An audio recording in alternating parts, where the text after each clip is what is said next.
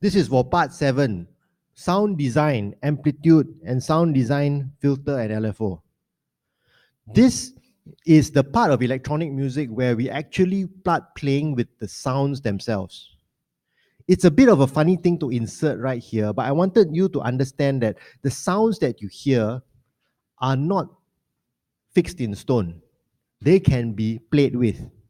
And I won't spend too much time with this because you might not be ready for it, but I know some of you are, because some of you have spoken to me and said, yeah, you really enjoy the sound design. So I want to give you this introduction at the moment. I'm going to create, if you see on page 5, part 7, sound design amplitude, create, insert new MIDI track. And I'm going to go to the instrument called analog. Instrument, analog. And I'm going to load one of the bass sounds. I'll load a simple bass sound like this one. That's a bit not simple. I'm going to load it by dragging it over.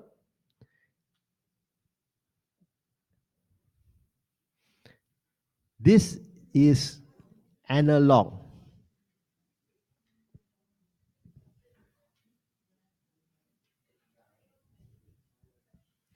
Analog is an instrument that's based on circuits. The sound sounds like this.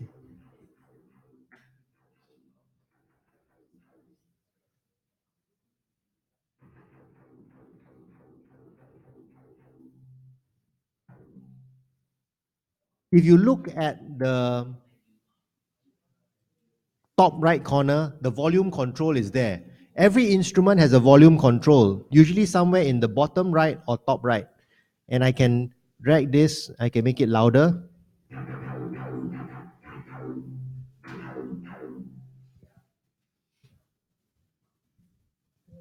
There is also this thing called panning. I'm not sure whether you'll be able to feel it now. Right now, C is in the center. If I pan it all the way to the left, can you hear it only on one side? And if I pan it all the way to the right, can't really, this room is too small. Now, instruction number 3, click on the amp section. Somewhere here is the word amp. Amp 1, here, amp. And then you will see this thing here, which is called the envelope. Right now, if you imagine what the sound is like, and Bernice, can you help me dim the light? Do you have a light there?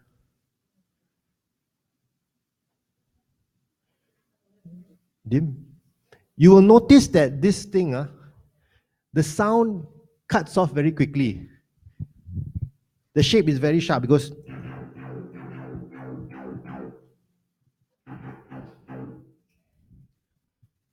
I can actually make this drag out longer. And it corresponds to these values: attack, you see here, attack, decay, sustain, and release. So if I increase the decay time and increase the sustain, or if I just drag it out, right? Now the sound will sound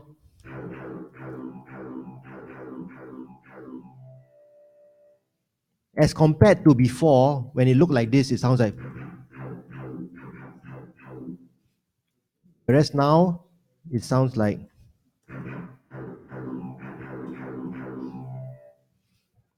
Also, at the end of the sound, this is the end of the sound, right? The moment I lift off my finger, it ends straight away. If I took this last square and I dragged it out a little bit more, notice it's still continuing to ring even though I've gone.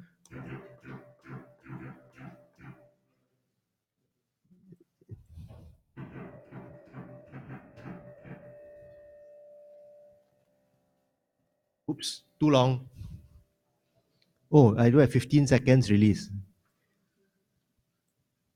What if I wanted it not to start so hard? I wanted to start more gradually. Then I will take this and I'll drag it and see now it's a slope. I change it to a line.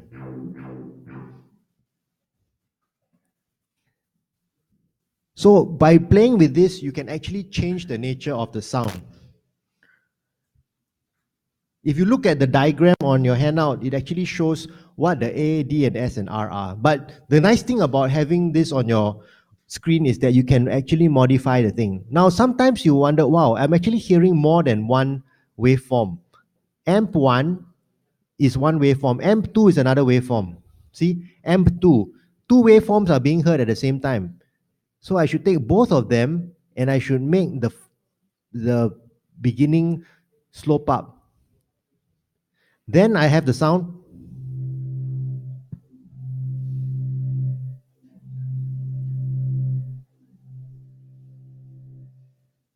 Interesting. So I have a. What if I made AMP1 slope up, but AMP2 start straight away? You can hear there's actually now two sounds. One is starting straight away, and the second one is slowly building. Right? Two sounds, right? One starts straight away, the second one takes time to build up. So you can do many complex things with your sound by doing this. This is the amplitude. So go ahead, drop in, go into analog and take one of the bass sounds. I suggest the dual OSC wow bass is something because it's got two amps, amp 1 and amp 2. When you click on amp 1, you will see the amplitude that you can play with. Amp 2 is a different amplitude you can play with. So just try around. This is just for fun to let you know that these things happen. Try it out for 5 minutes, then I'll show you the other thing, which is filter and LFO.